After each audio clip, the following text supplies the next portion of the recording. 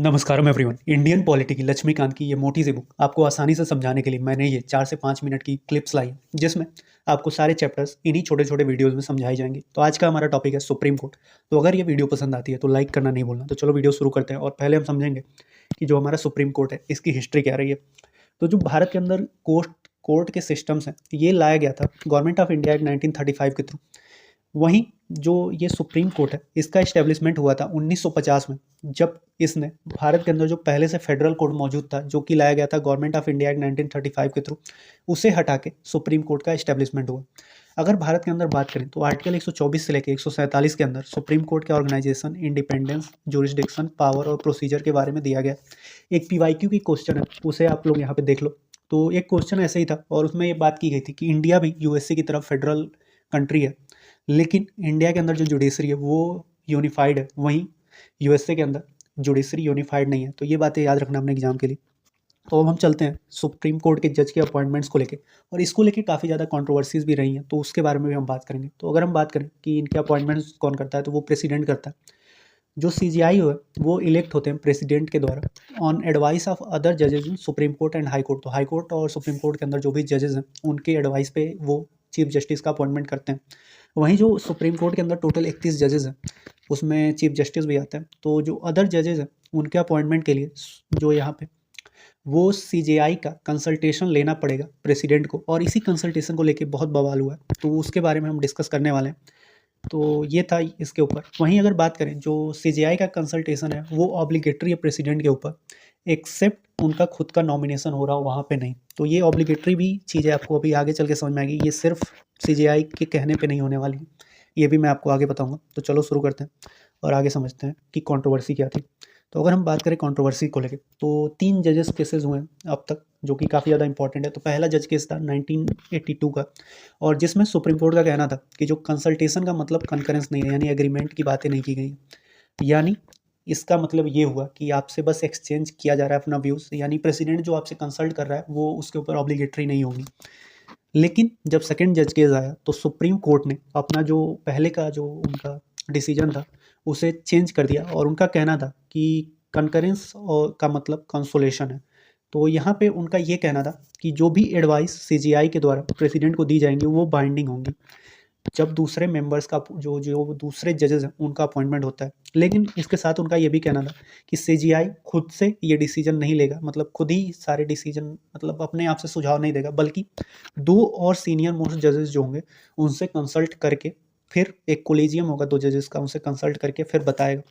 तो ये सेकंड जज केस था। फिर थर्ड जज केस जो था जो कि आया था 1998 में, और यहाँ पे जो सुप्रीम कोर्ट का कहना था कि कंसोलेशन ऑफ प्लूरैलिटी ऑफ जजेस, यानी एक से ज़्यादा जजेस का कंसोलेशन की बात की गई थी। तो यहाँ बोला था कि सीजीआई ओपिनियन एलॉन के नॉट बी कॉन्स्टिट्यूशनल, यानी इनका कहना था कि सिर्फ खुद का ओपिनियन देना एक कॉन्स्टिट्यूशनल संवैधानिक तरीका नहीं होगा। तो यहाँ पे जो सीजीआई थे उन्हें कंसल्ट करना था एक कोलेजियम ऑफ 4 सीनियर मोस्ट जजेस ऑफ सुप्रीम कोर्ट। तो जो दूसरा था उसमें 2 थे और तीसरे में टोटल 4 जजेस का कोलेजियम बना दिया था। और इसमें उसने ये भी कहा था कि जो जजेस का कोलेजियम है वो अगर आपके ओपिनियन को सपोर्ट नहीं करते तो आप अपना रिकमेंडेशन प्रेसिडेंट को नहीं दोगे। तो ये था 3 जजेस के और कंट्रोवर्सीज। इसके बाद एनजेएससी भी आया था जिसे बाद में हटा दिया गया था। तो हटा दिया गया तो उसके ऊपर ज़्यादा बात नहीं करते हैं। तो अब चलिए हम बात करेंगे कि सुप्रीम कोर्ट के जजेस का क्वालिफिकेशन क्या है। तो पहला तो भारत का नागरिक हो, दूसरा कि हाई कोर्ट का जज हो कम से कम 5 साल तक, इसके अलावा अगर वो ये नहीं है तो वो 10 साल तक हाई कोर्ट का वकील रहा हो, और जो तीसरा कंडीशन है या तो फिर वो एक जो प्रेसिडेंट है उनके नज़र में डिस्टिंग्विश्ड जूरिस्ट हो। तो ये था क्वालिफिकेशन के लिए। अब हम चलेंगे कि सुप्रीम कोर्ट के जज जो हैं उनका रिमूवल का प्रोसेस क्या है। तो रिमूवल का प्रोसेस थोड़ा सा टेढ़ा है, तो इसे ध्यान से आप सुनना। तो जो भी इनका रिमूवल है वो होता है only by president who must present such resolution to address parliament. तो पार्लियामेंट को ही वो एड्रेस करते हैं एक रेजोल्यूशन जिसमें वो ये बातें लाते हैं।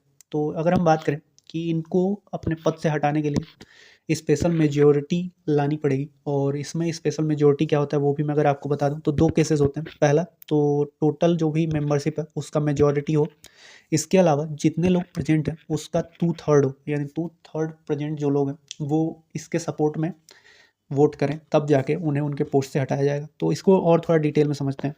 तो अगर उनको उनके मिसबिहेवियर और इनकैपेसिटी के वजह से हटाया जा रहा है, तो उसके लिए एक रिमूवल मोशन लाया जाता है जिसको साइन किया जाता है लोकसभा के 100 मेंबर्स और 50 राज्यसभा के मेंबर्स, और इनको अपने रिस्पेक्टिव स्पीकर और चेयरमैन को दिया जाता है। फिर इसके बाद से स्पीकर के ऊपर होता है कि वो इस चीज़ को एक्सेप्ट करेगा या फिर रिफ्यूज करेगा।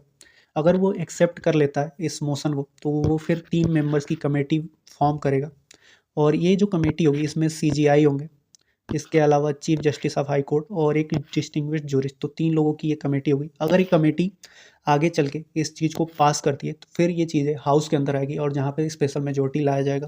तो ये था पूरा रिमूवल प्रोसीजर। अब थोड़े फैक्ट्स की बात करेंगे जो आपके एग्जाम्स के लिए इंपॉर्टेंट हो सकते हैं। तो अगर हम बात करें तो जो भी कॉन्स्टिट्यूशनल केसेस हैं जो प्रेसिडेंट के द्वारा रेफर किए जाते हैं, उसके लिए मिनिमम जो है 5 जजेस का बेंच होना चाहिए। वहीं अगर दूसरे कॉन्स्टिट्यूशनल केसेस आते हैं तो उसके लिए 3 जजेस के बेंच होने चाहिए।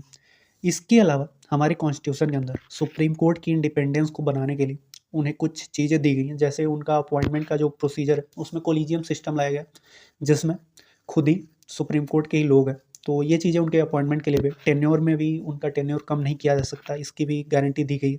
इसके अलावा ये भी चीज़ें दी गई हैं कि जो सुप्रीम कोर्ट का जुरिस्डिक्शन है उसे कम नहीं किया जा सकता पार्लियामेंट के द्वारा, उसे बढ़ाया भले जा सकता है। और अगर हम बात करें तो इन्हें फिक्स्ड सर्विस कंडीशन मिलता है। इनका जो भी एक्सपेंसेस है वो चार्ज होता है हमारे कंसोलिडेटेड फंड ऑफ इंडिया के थ्रू, जहाँ पे वोटिंग नहीं होती है, इनके जो भी पैसे होते हैं उनके ऊपर।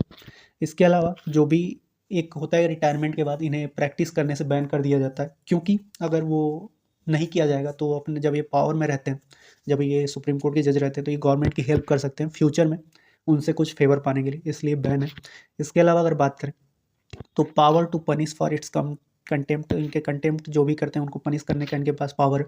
इसके अलावा अपने जो भी स्टाफ्स हैं उसका अपॉइंटमेंट का इनके पास है। इसके अलावा सेपरेशन फ्रॉम एग्जीक्यूटिव, तो एग्जीक्यूटिव से इनका सेपरेशन भी है।